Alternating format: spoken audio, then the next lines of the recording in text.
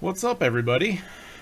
Happy holidays, Merry Christmas, Happy Kwanzaa, Happy Hanukkah, Happy Festivus, I suppose. But whatever you choose to celebrate, I hope you have a joyous holiday season. And thank you so much for joining me. Ooh, hold on a second. I gotta kill some. There we go. That's better. No echo. Where was I? Thank you for joining me. And I really appreciate you guys hanging out. I know that I've done this periodically, and I hope you guys enjoy it. But this is going to be my holiday stream. So we don't have a lot of people in here right now. Still kind of waiting for people to join. But let me know, as I always do, just checking the quality of the audio and video. Let me know how everything looks and sounds. And I have topics today. I have topics I want to talk about, and hopefully you guys can get involved in the conversation, because that's kind of why I do these streams. I want to kind of foster a community around the channel, and hopefully you guys want to be a part of that community, because when there's interaction, when there's people talking, when there's conversation happening, that's how we further ourselves. That's how we make ourselves better, more educated, talk to people with differing opinions, or learn how to express ourselves and our opinions. So I'm glad that you all are here and watching, whether it be live or on the recording afterwards. But again, thanks so much. We're going to do some topics today, and we're going to do some giveaways today, because it is the holiday season and I'm feeling festive. So let's see who is in the chat now. And all right, so there's a couple people in here. Ready Player One, what's going on? Listening while driving. As long as you're not watching. Jeff says, how's it going? Hey, how's it going? How's it going? Charles Phillips, what's going on? Blue the Fox says, it hasn't started yet and there are 8 likes. Well, I'm a popular guy. What could I say? But yeah, can somebody tell me if the stream is looking good and sounding good, so I can be assured that we don't have to restart or anything like that? Because last time it kind of looked like garbage and we had to restart.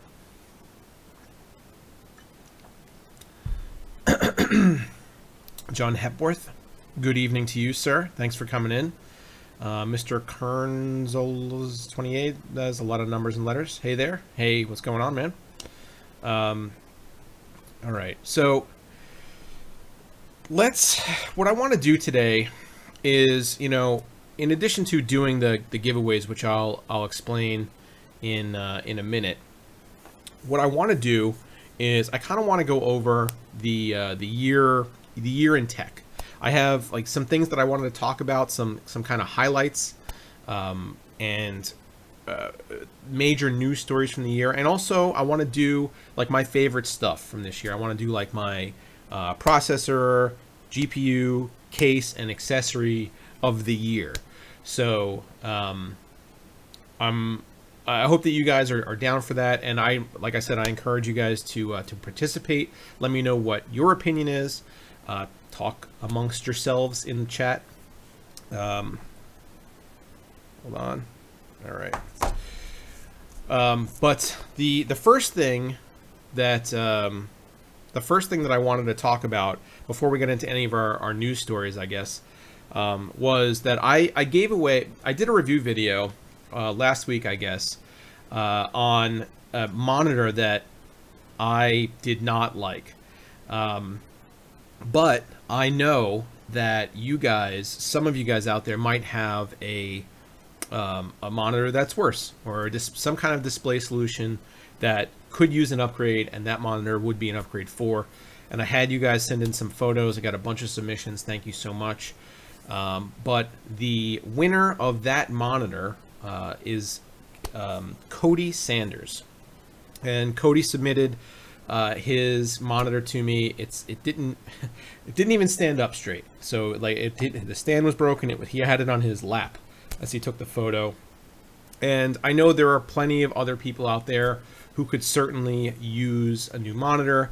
I got a lot of really compelling submissions, and I'm sorry I couldn't give one to all of you, but I only had the one, so you know, I hope that you guys understand. But it's one of the reasons that I'm going to be giving away some stuff in this stream, and hopefully you guys can maybe put that to some good use. So I'm going to periodically be peering back at the chat and seeing what people are talking about. Okay, so Blue Fox says, hear a slight hiss. Yeah, there's a little bit of static. This mic, or it possibly is the USB audio interface that needs to be replaced, but I'm pretty sure that the audio is probably pretty good. I was more worried about the video. But anyway, so I want to try to address the audio in maybe future upgrades. Okay, so Charles Phillips says it's been a busy year in tech this year. Absolutely it has. This has been, without a doubt, the craziest year for releases and new technology, new products that I have experienced in such a long time. Kevin, you says what webcam is? It's not a webcam. It's my my Lumix G7 that I'm filming on. So the first thing that I wanted to talk about was kind of recapping like the year in tech, and talk about like the big stories. And the first thing that I think is probably the absolute biggest overarching story of this year in PC hardware is the success of Ryzen. I can't recall a more disruptive launch than Ryzen earlier this year, and that's exactly what AMD was going for. I had last CES, I had meetings with them where we talked about what their goals were for the Ryzen launch, and one of the things that they kept repeating was they want to be disruptive. They understood that they couldn't take over the CPU market with one launch, considering that they've almost been out of the game for that long. But their goal was to kind of get in underneath some of the pricing tiers of Intel and make a compelling argument for their products, and have people kind of change the way they are thinking when they're going to buy CPU. So that is exactly what they did. And their entire line, this year I tested the 1800X, the 1700, the 1600, the 1400, and the 1200, I think. And I can't recall any, I don't think any of them disappointed me in any way. Like, especially when you're talking price to performance. And it was really impressive to see what they can do with a release like this, which is just a complete overhaul of everything they've been doing for the past 6 years or so.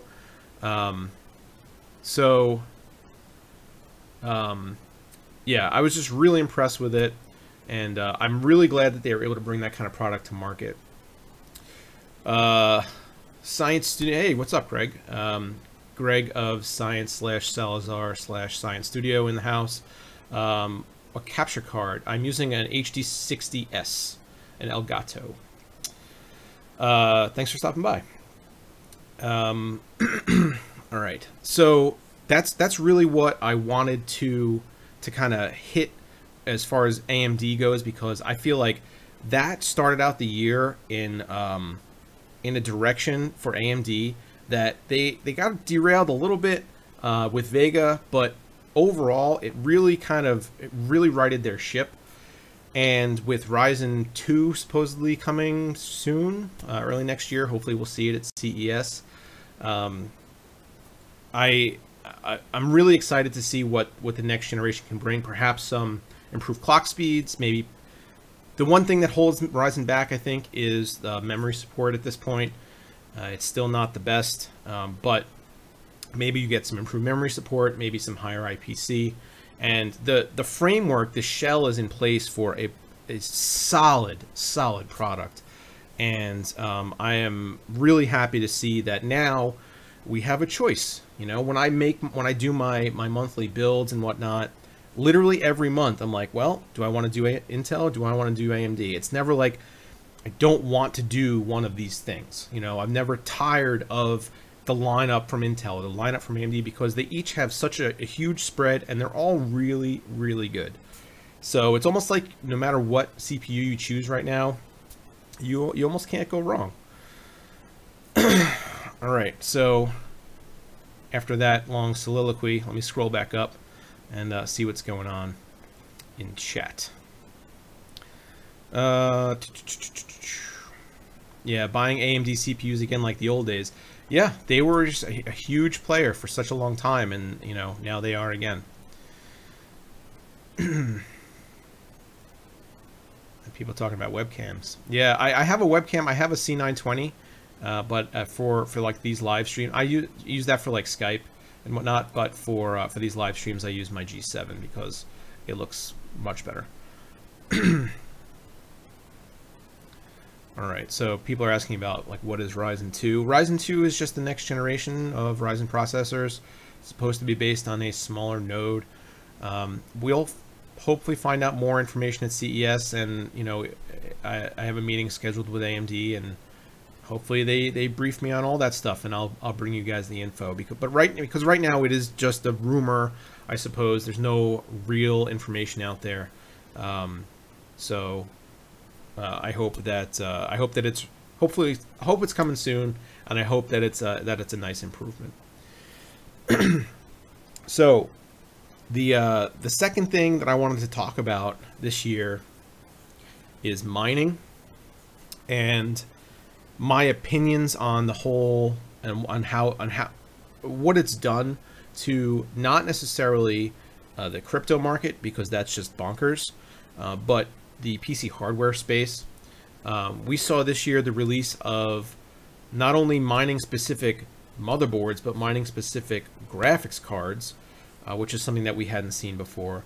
And that's just that, to have something that was at one point such a niche activity influence the market, influence the entire space in such a large way, so that manufacturers, OEMs, and partners are gearing their manufacturing now towards this part of the tech industry, is pretty amazing. And you could tell that there must have been some pretty heavy discussions, but in you know, with these companies that say, look, this is something that's not going away. We need to cater to the people who need this kind of equipment, and it's pretty unreal actually to see like stuff come to market that has, you know, 16 PCIe slots on a motherboard. But that's what happened. That's what's happened. And obviously, as a result, you know, GPU prices are, you know, not quite as high as they were when the boom initially hit, but they went down a bit, and now they're kind of going back up because Bitcoin is through the roof. So that is unfortunate, and you know, there's really, unfortunately, not a whole lot we could do about it. I'm sure manufacturers are loving it because all their products are selling out all the time. And they're selling, you know, and the resellers like Newegg and Amazon are probably loving it because they could sell their products for a higher dollar amount. But, you know, for consumers, it's not exactly the best thing. And there's not much we could do about it. I encourage people to look into the pre-owned or the used market if they can't necessarily afford a new GPU now, because it's probably going to be a little while before you see normal GPU pricing again. But that's kind of just the way it is, unfortunately. So when do you see RAM prices dropping? That's actually one of the things that I wanted to talk about. It's memory prices this year, not just memory, but all flash this year has seen a spike in price. And memory prices specifically have basically doubled since this point last year. And I hope that Samsung's new manufacturing process is going to curb this a little bit, and we'll see kind of an influx of new product at the beginning of next year, and hopefully some things come back down. I almost hesitate to say that we're going to see the prices be what they were a year ago again anytime soon. But I mean, if that happens, that would be great.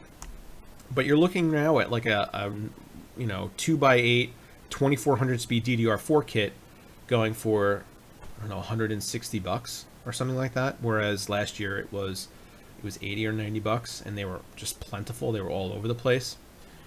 So you have issues where a lot of this memory, a lot of this flash is being allocated towards mobile devices, and especially like I mentioned this. I think I mentioned this in a previous live stream, but Apple is actually, it takes up a large amount of that allocation. And to be honest with you, I don't fault Samsung or other manufacturers for prioritizing Apple because they're such a huge player. But unfortunately, that does mean that prices of commercially available memory for computers is going to suffer. So, I don't think that we're going to see any immediate changes, any quick fixes. I'm going to ask a couple memory manufacturers at CES about this, and I do plan on doing some kind of a video about it, or at least integrating that information into my coverage, because I think it's obviously important. It's something a lot of people want to talk about, and a lot of people want answers to this, and rightfully so, because it's more expensive to build a computer now than it was last year, and that should really never be the case. So it's, again, along with the whole mining craze, you have GPUs more expensive, and now memory prices are up. So if you have memory, if you have like extra memory that you don't need, I mean, you might want to think about, twice about selling it, because it's not like getting rid of it is going to save you any money. This might be something that's around for longer than we wanted it to be around. All right, so anybody in the chat want to talk about anything in particular before I move on to the next thing I wanted to talk about? Okay.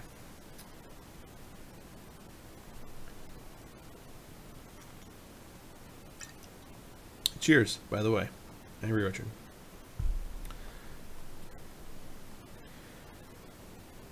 How much life is going to be taken away from a GPU being used as a miner? Well, that depends on how long it's being used for, or how long it's being mined on for. It's more to do with temperature than, like, sustained temperature, than with really anything else. I mean, obviously, I guess a fan bearing could wear out too, but miners are getting smarter, and they're doing things to extend the life of the cards that they use, like undervolting and taking down the power limits and stuff like that to make it run a little cooler. So, I mean, if you're going, I think I assume you're asking me this to see if maybe you want to buy a used one. I mean, be careful. It's hard to say, like, if you're going to buy it from somebody who's been using it for mining, who's to say that they're going to be truthful about how long they've been mining on it for, and like what kind of settings they used and whatnot. So there's no real way to say, to be honest with you, but the cards that have been used for mining should go for significantly less, because they probably have a little bit less life, although GPUs tend to last quite a while. So just be wary. All right. The next trend for cases, I'd love to see some new material like wood being incorporated. Yeah, actually, Inwin has some. I think Inwin or Lian Li, one of them. I forget. I should know this.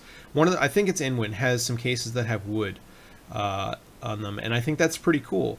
I don't think that's going to be massively adopted. This year, we saw RGB and tempered glass just basically everywhere, and every case manufacturer in the world said that this is the direction we want to be going. It tends to lead to like a more flashy appearance, and I don't think that they're going to suddenly turn the corner and go to wood, which would be like a classier look.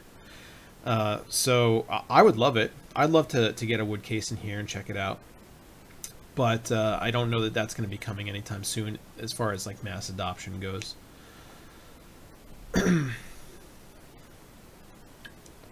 All right, so what I wanted to do is I want to let you guys know how these giveaways are going to work.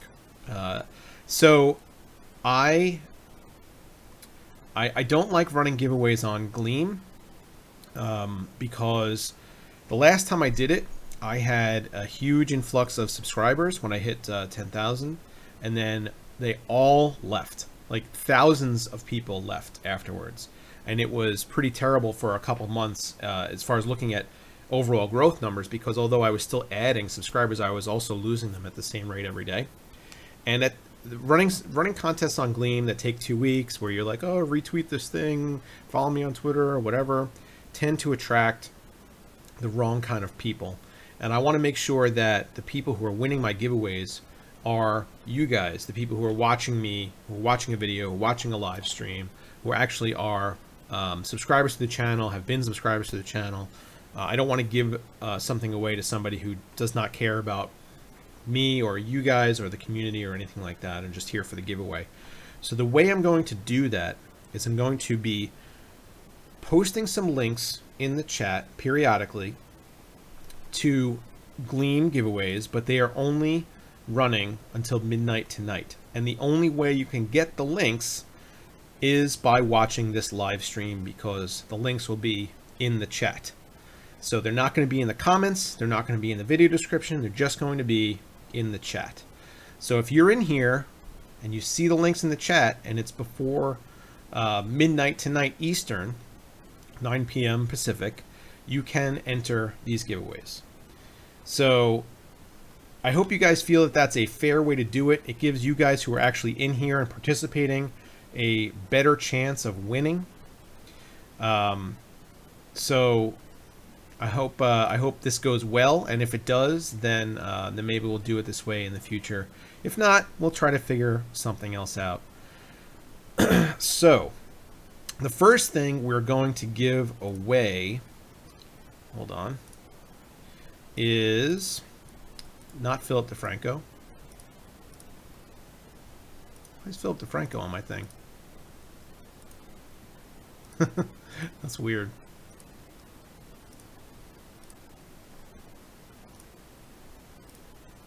Let me try that again. There we go. That's what I'm talking about. Okay, so the first thing we're going to be giving away is this this Mean It 5 p.m. case. I did a review of this case a couple months ago. I really liked it, and I hope that that you guys like it too.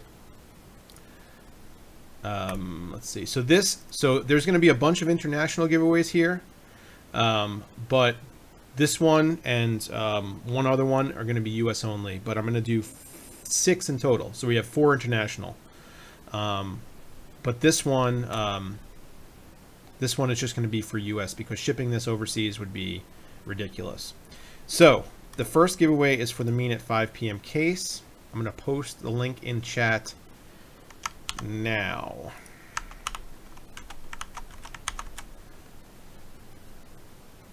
All right. So go check out that link. Let me know that that is working. I think it should be. Yeah, switch back to me. There we go. Okay, so yeah, let me know that that link is working and that you guys can enter the giveaway. Yeah, Patrick, I know there's a lot of people that live international, but we're going to be giving some stuff away to you guys too, so don't fret.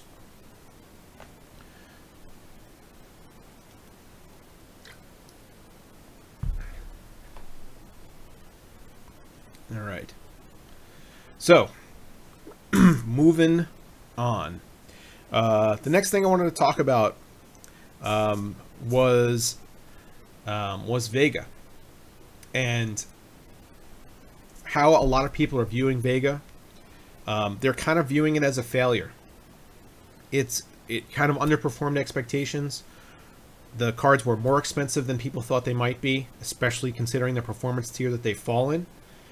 And the availability wasn't there at the start, and now prices still, you know, 4, 5, 6 months on, however long it's been, are still through the roof. So, I mean, I think that's clearly due to mining. However, you know, regardless, the situation is that we have a product that people were really amped about, and they can't get their hands on it, or when they do, they're disappointed with it. I hope that AMD takes this and works from it, sees it as a missed opportunity, and goes back and revisits this at a later time. Their next, whatever their next Navi, I think, is their next line of GPUs, or next the next GPU architecture. I hope that Navi is built off of this in such a way that AMD realizes their failures and mitigates some of the negative response by addressing them out of the gate. There was a huge problem when it was initially launched regarding pricing, rebates that were being given to resellers to lower the price initially, but that price was kind of artificially lower, and that was never really fully resolved because we never saw prices where they should be. So it's almost kind of like everything was up in the air for such a long time with Vega, and when we finally got our hands on these cards, like I have custom Vega cards coming to me, and I don't have them yet. Now Vega launched in September, I guess, something like that. It's December. By the time I get my hands on them and start testing them, it's going to be January. Are people even still interested in this stuff that much later, and considering that they can't get their hands on them? So it's disappointing, and perhaps AMD hyped this up, and that was part of the problem.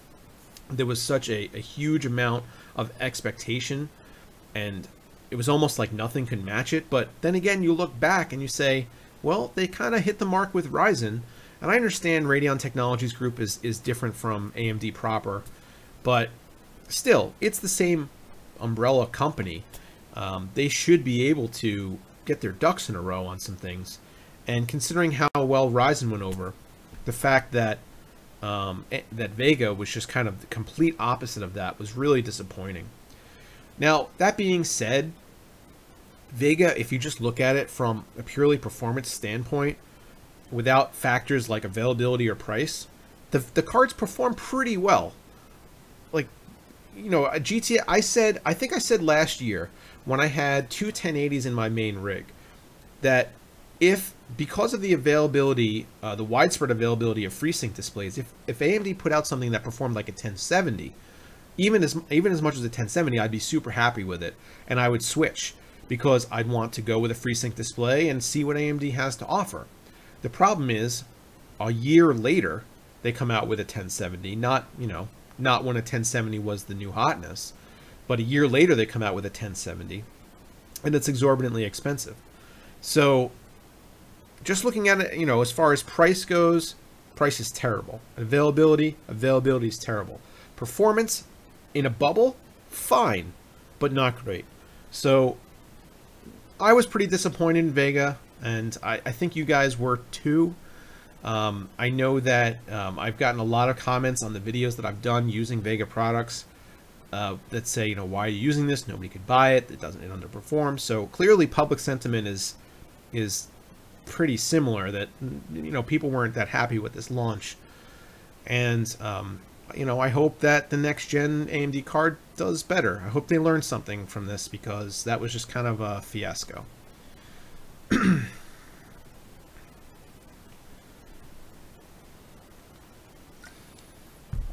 Okay, so people are saying they entered, link worked great. Good.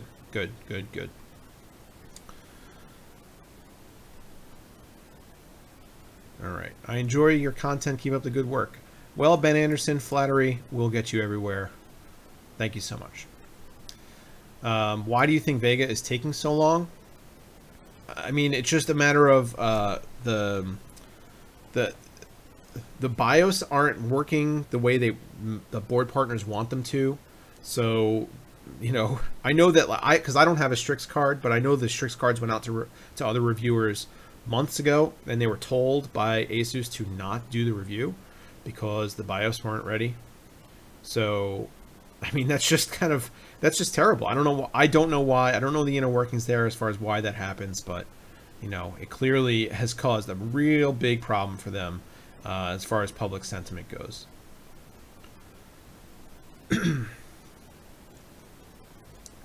Alex Lyon says, I'm over Vega. Even on Craigslist, the prices are outrageous. Yeah, I would imagine, especially on Craigslist, because people are trying to, I don't know. I find prices on Craigslist to be pretty ridiculous sometimes anyway. You know, people buy a computer 6 years ago for $1,200, and they want to sell it to you now for $1,200, or even more, because they put the time in to put it together.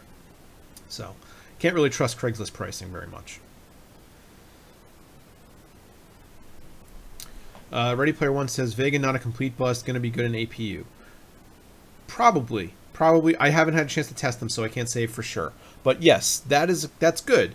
But I think we're talking about discrete graphics here. What hour is it there? It is 6:30 right now. 6:30? 6:31. All right. Without Raja, AMD GPUs might not get much better. Well, I wouldn't say that. I'm sure there's plenty of capable engineers at AMD that can take care of things. So I hope that his departure isn't going to be a problem. Okay, so what did I want to give away next? All right, so here, check these things out. Check these things out. These are Bluetooth speakers. Enermax sent these over to me in a package with some other stuff, and these were not sent over to me for review. I don't know why I mean, it was just something they sent. But these work as a pair. They communicate, so you know, you put them like on different sides of the room and you get kind of like a stereo effect. They sound pretty good. They're actually really heavy and substantial, so I think that the drivers are pretty good. I don't know any technical specs of it. I've listened to them all of once, and I don't necessarily have a use for them. So this is the next thing that we're gonna give away. So I'm gonna okay. All right, so I'm gonna post the link.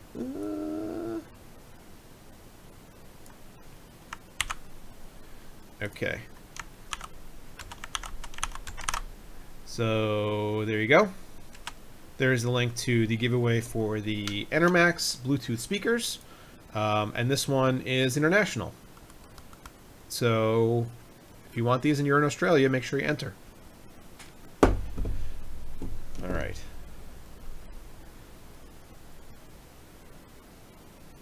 Okay, so same thing as last time, guys. Make sure that, let me know that link works and that you're able to enter. Much appreciated. All right. Sean Sinha asked, what do you think of the Define R6? So I have one on the way. Somebody had asked me on Twitter if I had one for review initially, and I did not. But I do. There is one en route right now, so I will have a much better idea of how much I like it shortly. But from everything that I have seen and everything that I've ever used from Fractal, I can't imagine that I won't like it. It looks like a really solid case, and I'm considering using it for a project. So I'll do a review of it, get some content up on the channel for you guys to see. I know that you guys have probably seen a bunch of it by now, but hopefully you like my take on it too. Alex Dees says, was that for all viewers or only American? The Enermax speakers, the second link that I posted, is international. Okay.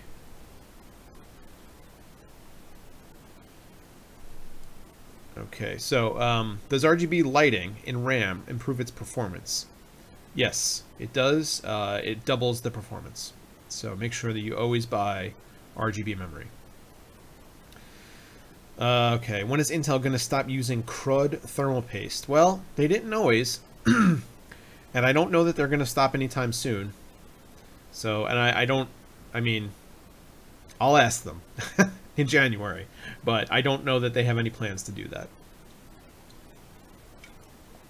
Okay, so the next thing I actually wanted to talk about was the Adpocalypse, and appropriately, I am wearing my my demonetized sweatshirt. So thank you to Jonathan Morrison for this. And I hope that showing that logo or something isn't going to demonetize this video. Of course, all of my videos at one point or another end up getting demonetized for literally no reason. It's pretty frustrating. So, but I did want to talk about the Adpocalypse because it actually is important to not only creators, but to you guys too.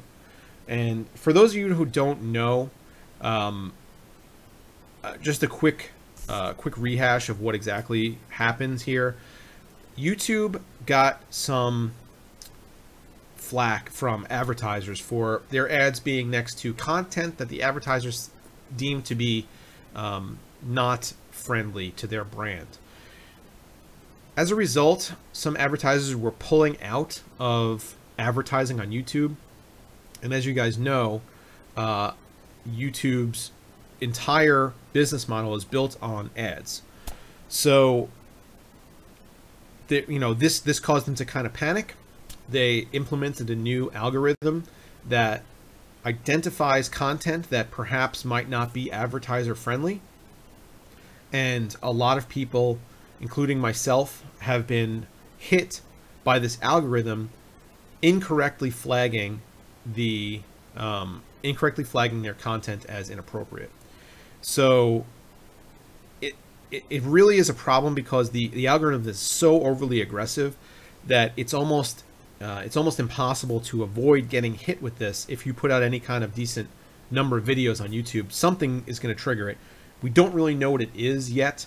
I have an inquiry in with my MCN to try to figure this out because I've been so overly frustrated that every video I put up gets demonetized within 24 hours, and I have to file, manually for a review, and then 2 days later somebody reviews it, and then 3 days later it gets approved.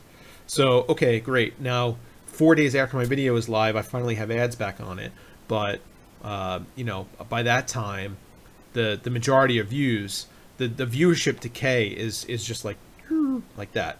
So, or for you guys, it would be like this. There we go. So by the time we reach 4 days, we're at this point in the curve, and it's really frustrating because it's not a matter of creators being greedy. It's a matter of it being necessary to continue to provide you guys with content. And when creators get to be a certain size, and I'm not saying in any way that I am of significant size, but I am at least of moderate size, there's production costs that go into running a channel like this. And it's not only time, but it is money as well.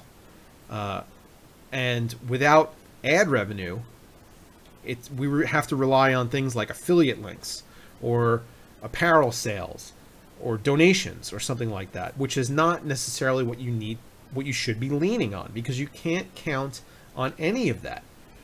What you can count on, if you have a regular viewership, is ad revenue. So if you have a video that's going up that's not seeing any ad revenue, it's almost like you're not getting paid for that work. And that causes a domino effect, which can certainly affect your content in the long run.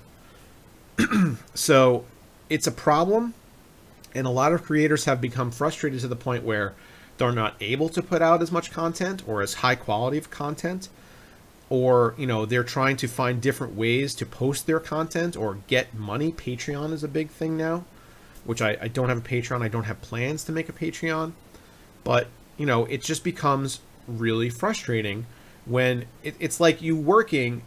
It's like you having a job where you're salaried. Let's say you're salaried per week, okay? And you work 1 week and you get paid, and you work the next week and you get paid, and then you work the next week and your boss is like, "We're not going to pay you," but you don't know until after you've worked that week. but you have to continue to work, otherwise you can't make up for that money that's missing. You understand? So it's super frustrating that you never know day to day what video of yours is going to get hit. I had a day like 3 weeks ago where I was just scrolling back through some of my old video catalog, and I have like 220 videos or something like that, and a whole like 4 or 5 of them in a row from like a couple months ago were just demonetized. I don't know how long they were demonetized for. I don't know why they were demonetized, but they hadn't been earning ad revenue the entire, for however long that had been. So this whole process, and nobody notifies you. You don't get an email about your video being demonetized. Nothing. All you get is you have to be in your creator studio, and you have to be in your dashboard, basically looking at your videos, and you have to look for this little yellow $sign. That's how you know. I mean, they couldn't even do you the courtesy of sending you an email. And that's extraordinarily frustrating, because this is a revenue source for a lot of people. It's not my primary revenue stream, but if I got nothing back from this channel, I could not continue to provide you guys with this kind of content. So it is necessary, no matter the size of the channel, once you get to be, of a certain subscriber level, I guess.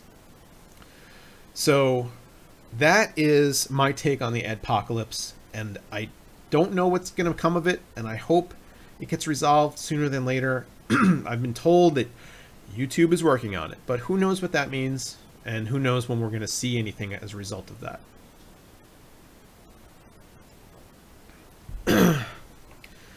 Whew, all right, so that's that. So apparently missed a whole lot of comments when I was going through, when I was ranting there. So if I missed your comment, I am sorry.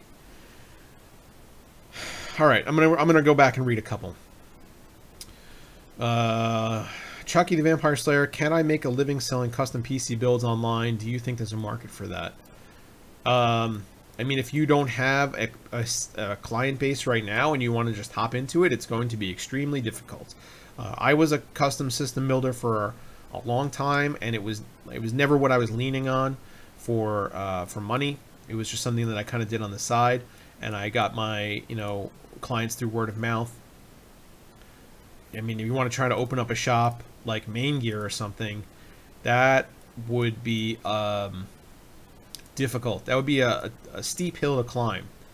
So I don't think that that's something that you can count on unless you already have an established business and some clients and some kind of online presence that you can then build upon.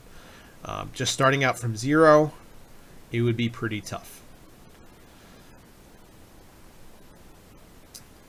Alex Lyon says, I've seen that happen to a lot of folks I'm sub to, sucks big time. Yeah, I assume you're talking about demonetization.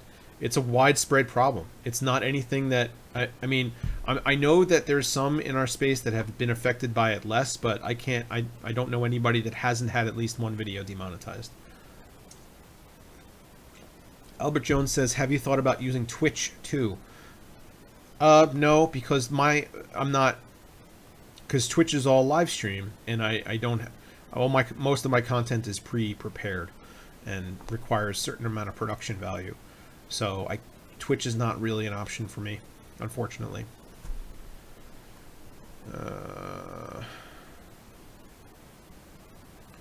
Derek Comingo says, not inspiring for anyone to start YouTubing. It's true. I mean, but let me say this. If the reason you want to start YouTubing is to make money, then you're not going to be successful. You have to start YouTubing because you believe in what you're doing. You have some kind of creative vision or some kind of, some kind of knowledge that you want to impart on people. The money is secondary.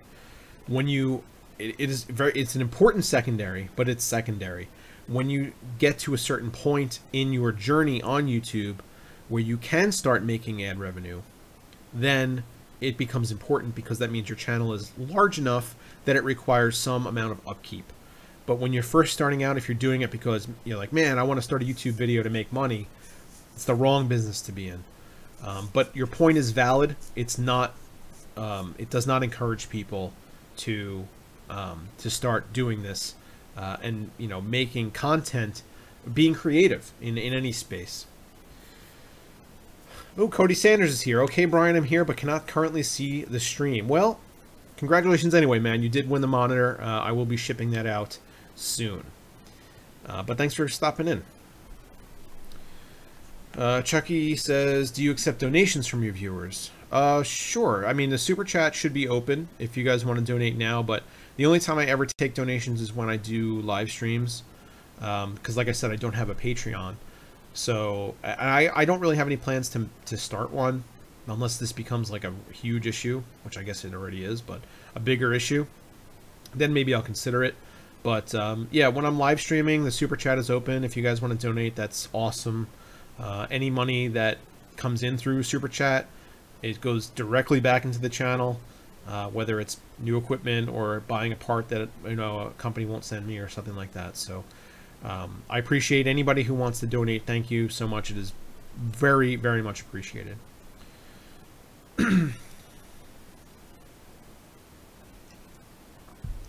Weekly live shows would be nice, though. Yeah, I've been trying to stream more. I've done it like every maybe 2 weeks or so for the past month and a half. So I hope that you guys are enjoying these live streams. All right. Juan Arajo, Juan says, has there ever been any talk of them I think that you mean retracting for false flags and giving creators money back. So here's the truth about how that works. There's no money to give back. It's not like they're running ads and keeping the money. The ads just aren't running, which means that there's no money being generated on that video. So on a normal video that has monetization enabled, an ad will run. The advertiser will pay YouTube X number of dollars, and then YouTube pays you, the creator, a percentage of that number of dollars. So that's how ad revenue works, how AdSense works. But if there's no ad on the video, it's not like YouTube is getting money from anybody and holding it somewhere. They just don't run an ad. So that money is just gone. There's no chance of ever getting any of it back because it doesn't exist. So it almost seems like it's really strange that YouTube would be going this way, because not only are creators losing money, but YouTube itself is losing money by not running ads on your video. That's their entire business. So it's bizarre, but such is life. Do you get 100% of the amount on Super Chat? No, Super Chat is the way Super Chat is designed is that YouTube gets 30%. So, but I mean, the rest goes to me. Marcus Leto says, Happy Christmas. Happy Christmas to you, sir.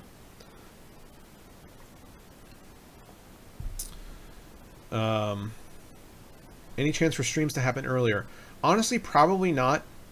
Just because that would mean that the rest of my audience, like in the United States, which is my primary, about 50% of my viewership comes from the United States.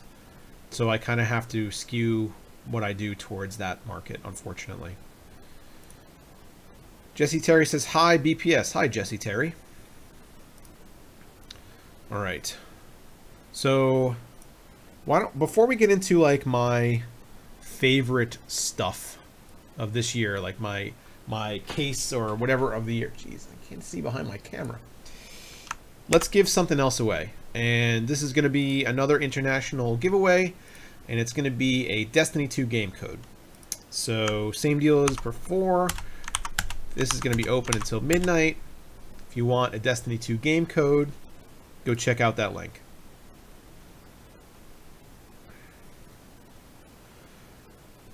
Oh, Super Chat came through. That Indian dude. I don't know what denomination that is. Let me look it up. But it says, not much. Maybe someday when I'm wealthy, I'll give back much more to you. Merry Christmas. Thank you so much, that Indian dude. It really means a lot to me. Thank you. Let me see if I can figure out what that is. Indian rupees. Gotcha.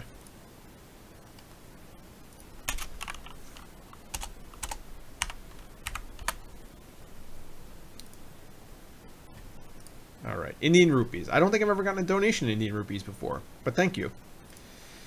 Okay. Rodimus says, I know chat is hard to keep up with, so no problem there, but if I start making custom sleeve cables, can I send you a set for review? You could set, sure, that would be great. I'm not going to do like a review of them, but I could potentially use them in a build or something like that and show them off and point people towards your social or something along those lines, if that would be good for you. But yeah, I'd love to take a look and see what you got. Donation, Charles Phillips, $20. Hey man, thank you so much. That is a very generous donation. Merry Christmas to you and thank you. All right. All right. What do you... Marcus Leto says, what you want to... I think he's trying to ask me what I want for Christmas. What I want for Christmas is a DJI Mavic Pro. And that is probably the biggest item that's on my list. I hope that my wife got it for me because there's a box under the tree that looks like it could certainly be a Mavic Pro.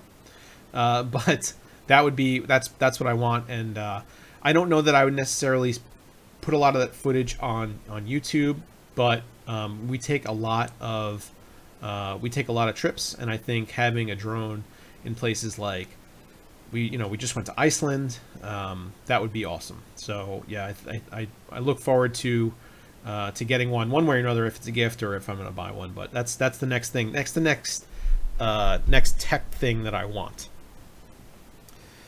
Let's see.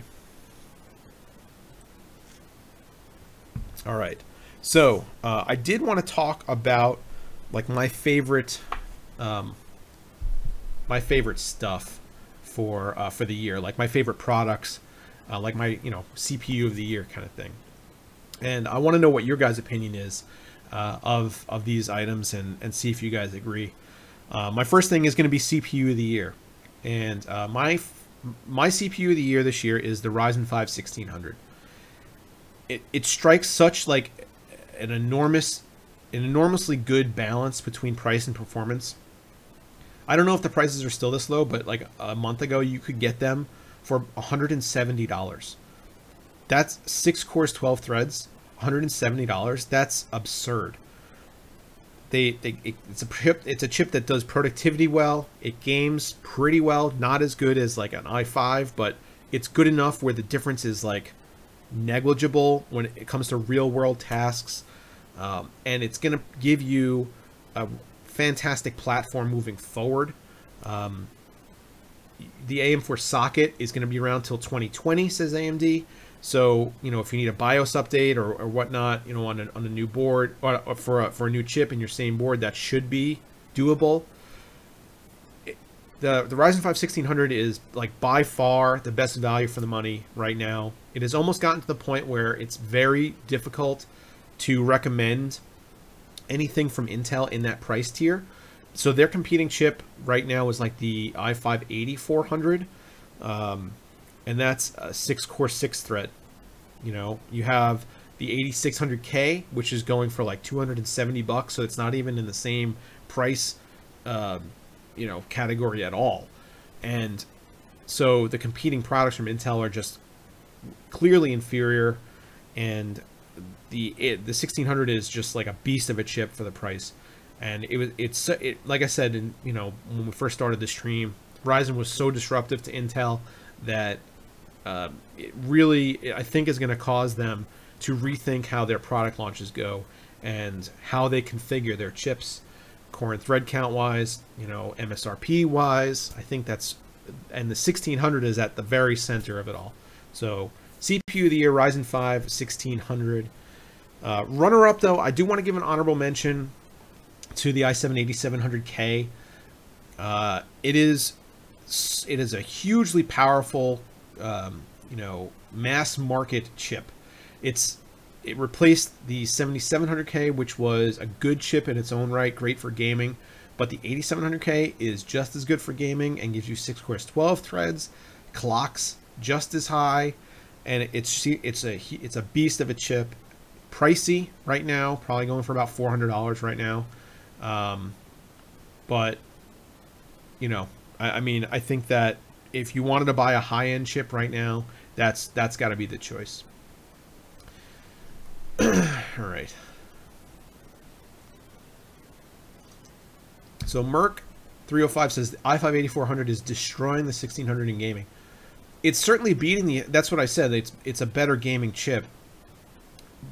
But there, I mean, overall, you're talking about something that's not nearly as powerful, and the 1600 can do. The 1600 has legs in other things other than just gaming, and it games just fine. So, that's my opinion on that. All right. So before we move on to the next thing, let's give something else away. How about that? So this is going to be another international giveaway. And it's going to be for a $50 Amazon gift card, which I think is pretty universally appreciated and usable basically everywhere, I think. $50 to Amazon. Here's the link.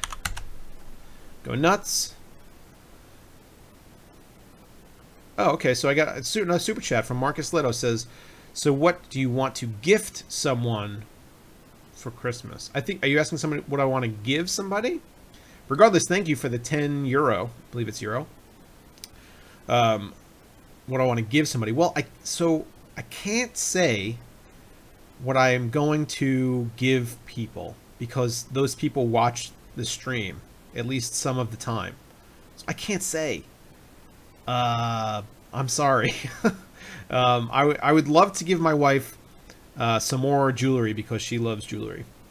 She loves sparkly things. But this year, she's not getting jewelry. She's getting some other things that she loves almost as much. Hold on, I gotta open another beer. Or another Angry Orchard.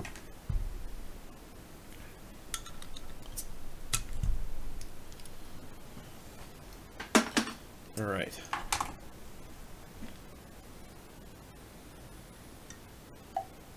Okay. Halve Life says, I feel Intel was already capable of releasing something like the 8700K, but holding it back. Maybe they certainly, okay, yes, they certainly had the capability of releasing a 612 chip a long time ago, and they purposefully chose not to. But I don't know that they were necessarily ready to. I mean, I don't know if they would have had a consumer level 6-core 12-thread chip that clocked nearly as high if they had released it when they had the ability to release it, you know, some number of years ago. So just as a for instance, so Haswell, the Haswell E chips, the 5820K was a 6-core 12-thread chip, and that came out in 2014. And you would think that if they wanted to, they could use that. I mean, it was built off Haswell technology, so you could say that it's likely they could have put out a Haswell mainstream 6-core 12-thread part. Probably. I mean, there were Xeons that were that configuration as well, so they had the ability to do so, but it probably wouldn't have clocked as high. Maybe would have run a little hotter. I don't know. They had the ability to. They chose not to. Whether it was for lack of competition or lack of desire, I guess we don't really know. Rodimus says, never tried Angry Orchard. Is it more fruity or is it more like an ale flavor? It's kind of so there are different kinds of Angry Orchard. This is the crisp apple. They have different varieties. Some are more fruity, some are more beer-like. I unfortunately have to or can't have regular beer because I have celiac, so I can't have gluten. And there's beer is basically a bottle of gluten, so I can't have beer, unfortunately. Angry Orchard is naturally gluten-free, so all ciders, or most ciders are. So that's why I drink Angry Orchard. There are some gluten-free beers, but they're kind of terrible, and so I stick with this when I have the choice. But yeah, I mean, if you don't want fruity beer, this is probably going to be too much for you because it is a little fruity. But it's delicious. You should try one. That Indian dude, another 100 rupees. Should I charge companies a fee to review their products when they send me free stuff? Will I be selling myself short if I don't charge them? You should not charge the companies to do a review. That's illegal. So, okay, let me back up.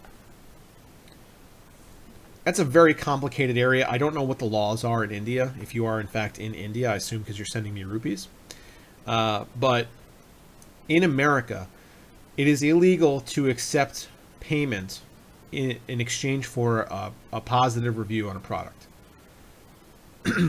There's a gray area if you were to say, I want you to send me money to do a review without any guarantee of any positive return. I don't know how the law works in India, but regardless, that kind of activity is specifically frowned upon in this community. Receiving money for a review, whether it's to do the review or for a positive review, ends up netting the same, which is you're doing a review and you're getting money. It would be difficult for anybody to separate those two, to set, to compartmentalize and say money for the process of a review versus money for a positive review. At the end of the day, it's basically just money and then a review. So you're getting money and then you're getting a review, and how do you make sure that that money doesn't influence the review? It's almost impossible. So I would say that if this is something that you're looking at doing, do not ask for money. First of all, companies will probably laugh at you. And second of all, it's kind of, it's a moral gray area. So I would say no.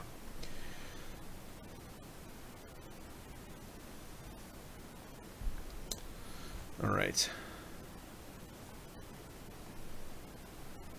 Mighty McLovin says that makes no sense, especially if you try to monetize. I don't know if you're talking to me or that Indian dude. Do you think AMD will come out with a 32 core this year? Like a 32 core consumer chip? No, absolutely not. Juan Rahu says you should try Omission. I've had Omission, and it is on the okay side, but not great. My favorite gluten-free beer is called Glutenberg, as stupid as that sounds. So, Omission is fine. It's actually the most widely available gluten-free beer that I've found. Okay. Happy Christmas to you and your wife, and Happy New Year to you in Finland. Thank you so much, Marcus. Thanks for watching. I don't know if it means you're leaving or not, but thank you very much. Okay. Next of the year, GPU of the year. My GPU of the year is, hold on, I'm gonna switch. Here we go. Is the EVGA GTX 1080 Ti SC2. Hopefully we get some B-roll soon. I think, yeah, hey, B-roll, that's it. That's the card. That's my GPU of the year right there. It strikes a really great balance between form and function. It's a 1080 Ti, so it's going to be an amazing performer. It runs fairly cool, although not as cool as some of the bigger cards out there, like the Asus Strix runs cooler, the Zotac Amp Extreme runs cooler. But those cards are enormous, and they're difficult to fit in a system sometimes because they are so large. They're 3 slots. They're much longer. The Zotac card is like 13 inches long, something like that. This card is the same size, basically, as a Founders Edition with better cooling, better style. And this is my GPU of the year, 1080 Ti SC2. I do have a runner-up. And the runner-up is the 1070 Ti with no company specificity assigned to it. So it's my runner-up because Vega is not in the running for this, and we only had a couple other GPU releases this year. And the 1070 Ti is an interesting product, if nothing else. My review of the 1070 Ti was titled "The Card Nobody Asked For," and that is certainly true. but that doesn't mean it's not a good product. You could overclock it and come close to 1080 performance for what it amounts to probably about $50 cheaper. So if you could save $50 and get equivalent performance, it seems like a winner to me. It makes some compromises versus a 1080, but overall it probably will serve the same market segment that a 1080 would at a cheaper price, even though that cheaper is not that much cheaper. So 1070 Ti is my honorable mention for GPU of the year. Got another donation. That Indian dude, thank you, man. You hit me with those rupees. Thanks. I meant getting paid for doing unbiased reviews. By the way, you love living in India. We got gluten-free breads made from all kinds of exotic grains. That sounds fantastic. The hardest thing to find for me is good bread. I have like a couple of breads that are okay. There's one restaurant around me that does a really good like gluten-free biscuit, but for the most part, gluten-free bread is just terrible and falls apart. That sounds great. So thank you for the heads up. If I go to India, I will look forward to that.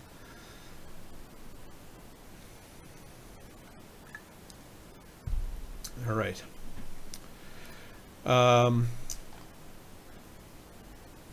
Okay. Wanaro says, how would you say the MSI Lightning 1080 Ti compares? So I haven't tested that, but that's in this kind of the same category as the Zotac Amp Extreme. It's just an enormous cooler. I would imagine it runs cooler and probably a little bit quieter because the fans probably won't have to spin as much. It has an enormous heat sink on it. But that suffers from like really bad sag, GPU sag, when it's installed in the system. So that's something that I try to stay away from if I can. But yeah, that's another huge card. I haven't tested it though, so I'm not entirely sure. Marcus wants to know, what kind of games do I play? PC, PS3, PS4, Xbox? I mean, when I game, it's on the PC, and it's extraordinarily rarely. I mean, I'm playing the game that I have. The games that I have right now, that if I wanted to load something up and play them, would be like Doom or Wolfenstein or something along those lines. I love ID games. I've loved them since, or id, or whatever you say, id Software, since the days of the original Doom. So, you know, first-person shooters are kind of my jam. Some Battlefield 1, I play that sometimes, but the amount of time that I have to game is like totally minimal. All right. So what did we give away last? What did I give away? Give away the Amazon gift card. Okay. Sorry. Okay, so the next thing I want to give away. Next thing I want to give away is a 3-pack of Deepcool RGB fans. I talked about them in this video. It's these fans right here. They're a really, really good fans for like a real good value. Like, it's a real good value for the money on these fans. They're decent performers. They come with a controller.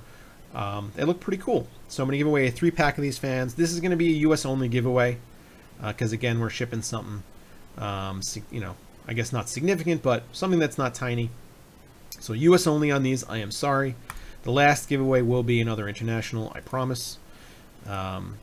So let's see. So here we go. Here's the Deepcool fans.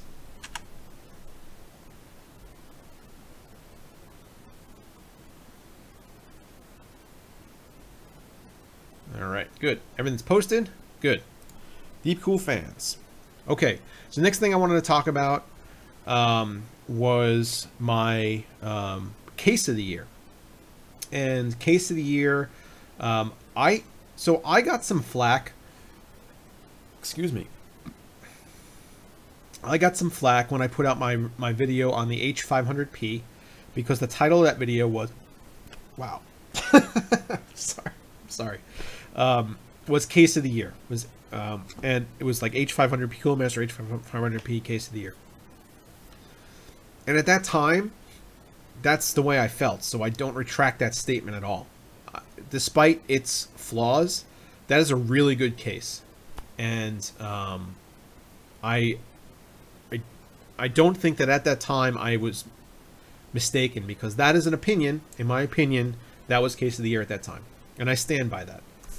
Since then, some other cases have come to market, and I have had more experience building in other cases, and my opinion has swayed some.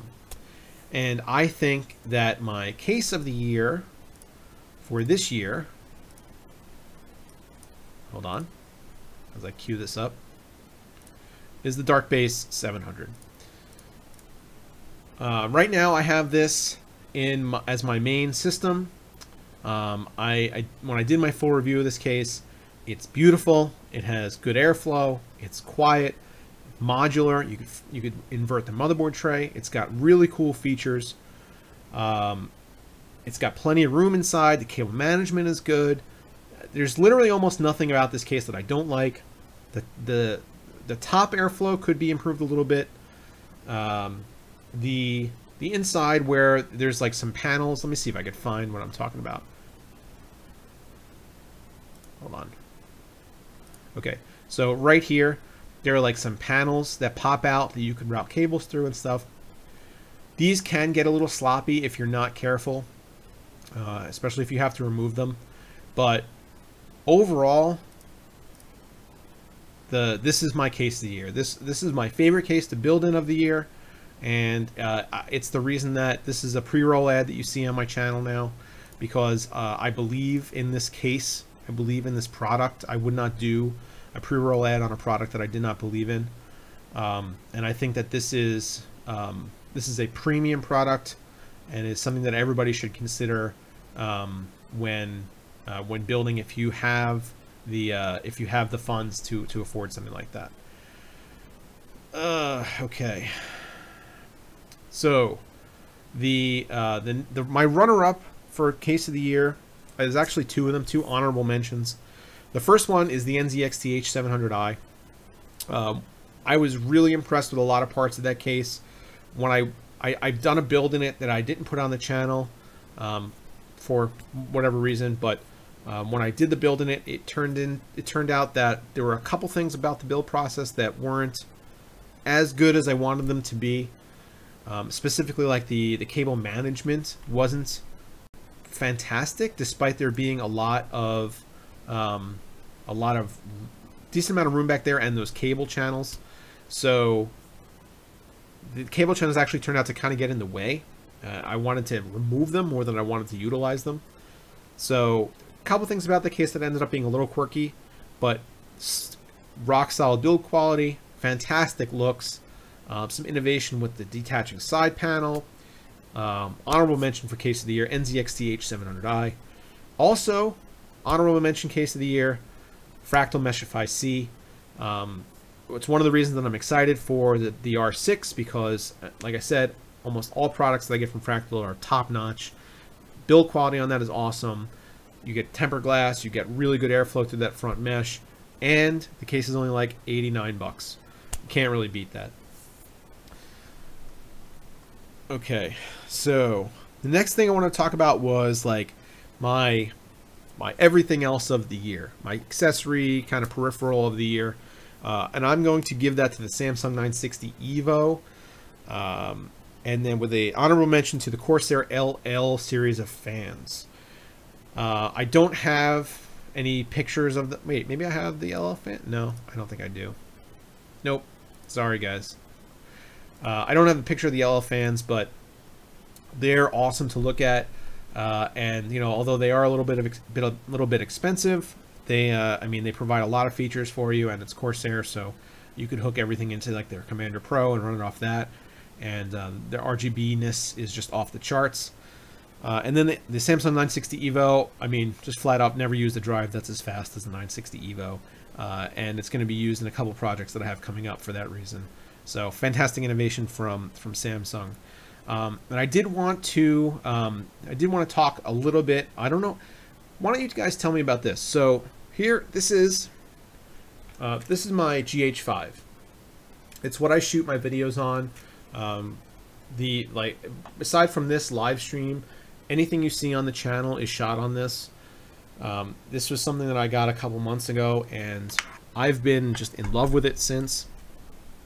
I don't know if you guys have noticed the noticed any difference in quality on the channel after I switched to the GH5, but would you guys want to see a full-fledged review of this?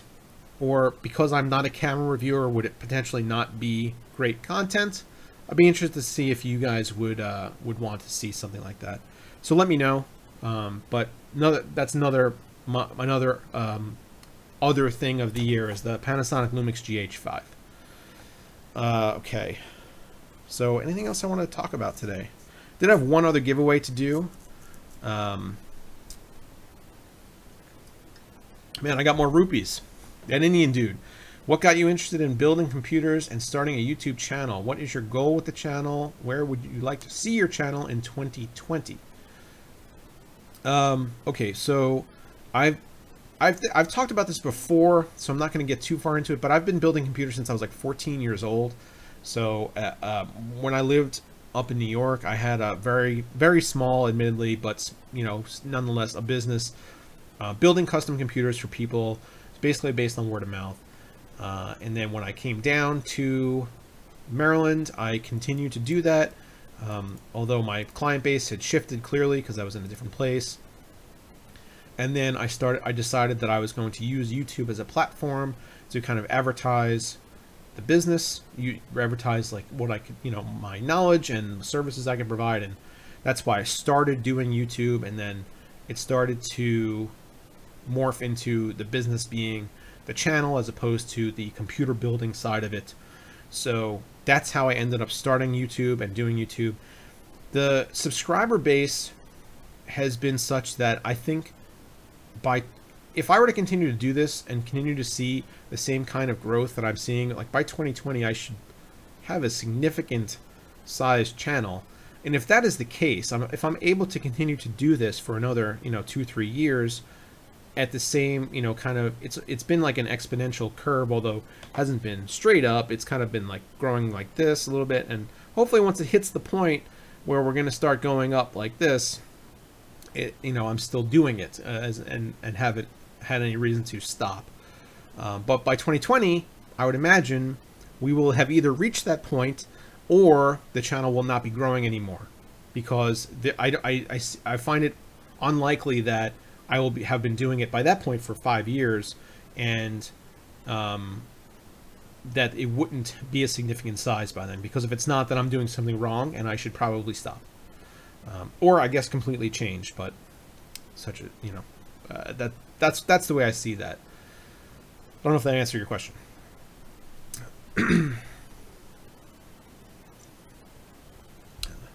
All right.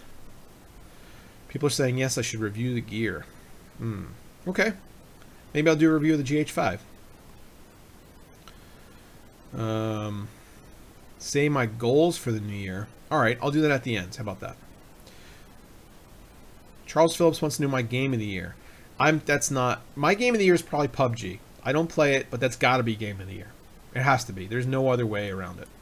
I mean, it's just so popular. Maybe I should play it. If you guys want to see me play it, let me know. It'd probably be really bad. Okay, I did have a couple other things that I just wanted to show you guys that I've gotten. Stuff that I got from Cooler Master that I never had a chance to get on a video, and I might be able to do it if I look at my calendar. I might be able to squeeze it in like in January at some point. But they sent me over. This is nondescript box. This is a Master Mouse Lite. They sent me over these. It's the Master Mouse M520 and M530. So I don't know if you guys want to see like mouse reviews, but these are fairly new from Cooler Master. These are actually probably a couple months old by now, but they sent them over to me a long time ago. And they also sent me the Master Pulse MH320, which is their new headset. So if you guys want to see like reviews on those kinds of peripherals, let me know. I could certainly try to work on them. I haven't had a chance to do that. My schedule's just been so crazy. But I have a lot of stuff in office, unfortunately, that I don't get to do the right amount of exposure with. I don't have the time, and these are unfortunately some of those pieces. Like this video has been on my calendar probably 5 or 6 times, and I keep pushing it back because I have other things that come in that need attention. So, but I did want to show them to you guys, so that I've shown them on a video, shown them on stream. And if you guys want to see them on, you know, in a more detailed review or overview, just let me know. All right. Steve Bittner, you still live in Maryland? I live in White Marsh. I do. I still live in Maryland. I don't really want to say where exactly, but I live maybe an hour from you or so. How about that? Rodimus says he started showing mice right after I commented. I didn't even see what you commented. What'd you comment? I don't know. I'll have to go back and look.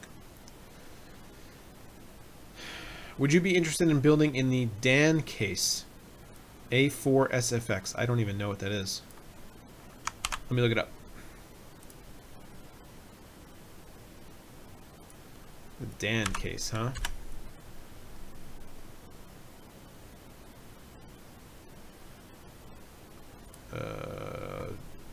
This is something new to me. Let me show you guys what I'm looking at. This is the Dan case. This looks like it is for HTPCs, perhaps. Very compact. Looks interesting.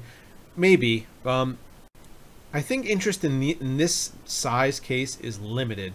Although it certainly looks really cool. But this is more for HTPC use than anything else, I think. And although it would certainly look pretty cool in like a home theater setup, I don't know how much application it would have on the channel. Although maybe I could reach out to them and see if they want to send one over.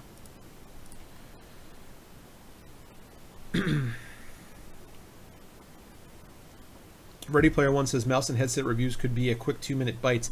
I actually did have on my channel last year or so, I think, a series that I started. What did I call it?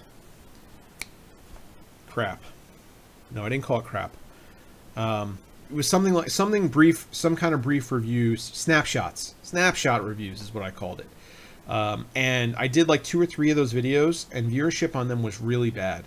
I don't know if people are interested in a short form factor review piece like that. It seemed like not. I could try again, or try to maybe combine all those peripherals into like one video, so I have like 4 different things in one video. But just those standalone snapshots they didn't go over that great. All right, why do I need to add Bluetooth on a PC? You don't need to. It's convenient for some things, some peripherals, speakers, whatever else, but you don't need to.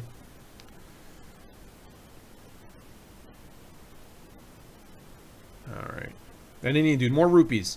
Will we ever see BPS Customs vlogs? And by that, I don't mean vlogs made on vacations. I've toyed with the idea, but I don't know how interesting they would be, because I don't have, this isn't my primary job. So if I were to vlog during the week, it would literally be me sitting like this at this workstation here and doing work. There's not a whole lot of excitement that goes on in my life during the week. The weekends, I guess, get a little more interesting, but I think if I were to vlog, it would be like, I might do like a CES vlog or something like that, but anything other than that, just a vlog of my normal life wouldn't be all that exciting, because I'm not running around doing crazy stuff. So I'm gonna say no for now. Let's see.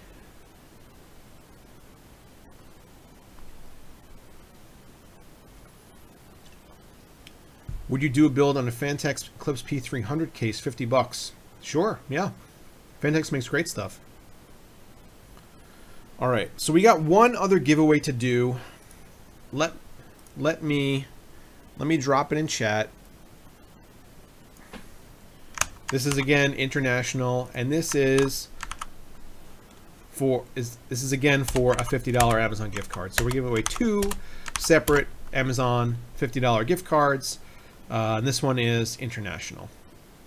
So go nuts, guys. Click away. Enter those giveaways. They all end at midnight tonight. And good luck to everybody. Albert Jones wants to know, what is your real job during the day? My real job is I work for an insurance company. I'm what's called a general adjuster. I do large loss claims adjusting, like total loss, house fire kind of things. That's what I do. And I work from home, but I travel all over the country to inspect these claims, because there's not a whole lot of us that do what I do. All right, so those are all the topics that I had, guys. If you have anything else to say it now, or forever hold your peace, because I might sign off. I'm going to sign off pretty soon. How about that? It's been an hour and a half almost. So you guys got anything else? Anything else you want to chat about?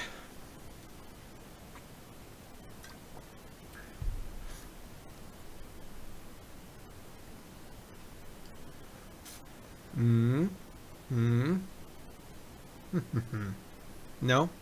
Nothing coming through? Yeah. Nothing new. Nothing. Oh, okay.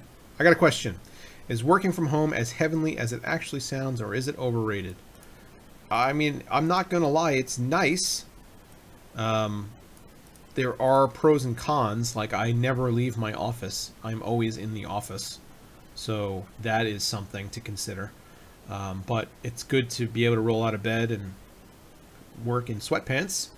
You know, but sometimes it can get to you, because like this is also where I do my YouTube work.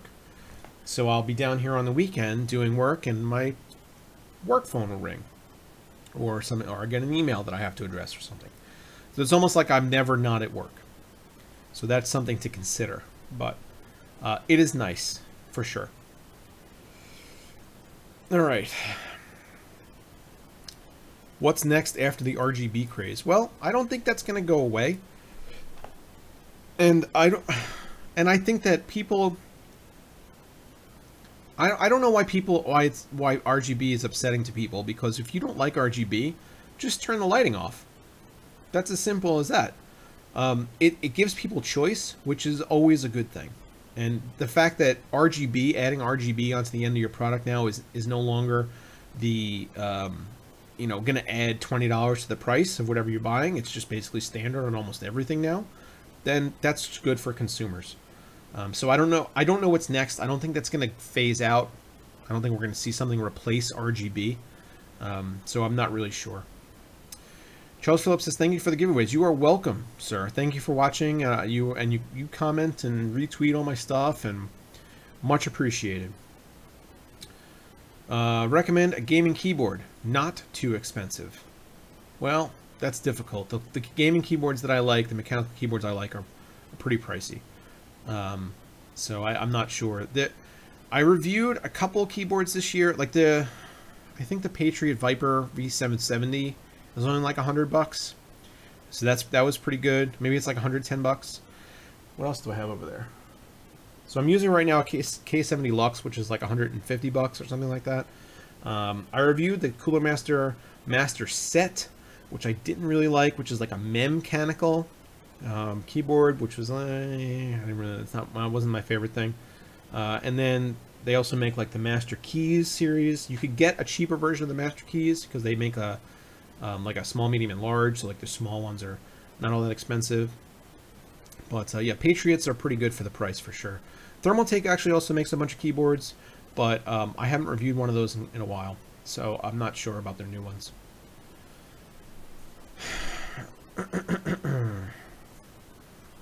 Any Star Wars spoilers? No. Don't do that. I'm not going to do that. Don't do that. For anybody who hasn't seen the movie, go see the movie. You will enjoy it. Jonathan Crutcher, BPS, was Z370 Ultra Gaming good for 5 gigahertz? I don't know. I haven't tested that board. Sorry.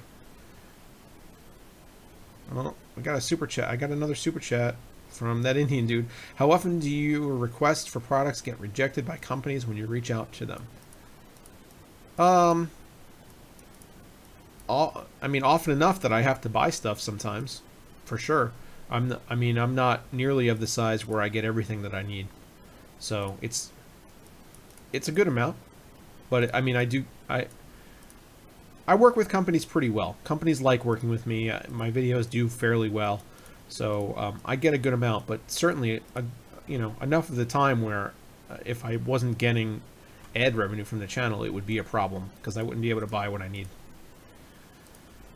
How many years have you been making vids? I started the channel November of 2015, so a little over 2 years now.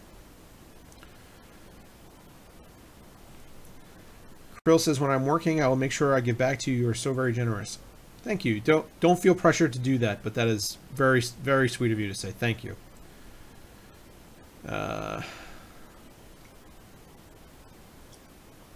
Jeff says, I'm with a surveillance firm. We work with a lot of huge insurance companies for workers' comp. Yeah, you're talking about like SIU work, investigations of fraud and stuff like that. Yeah, that's pretty common. Ready Player One, Merry Christmas, everyone. Be safe and happy. Yes, sir. You too. Be safe and happy. That goes for everybody else out there. Be safe and happy. Thanks for the stream. You're welcome.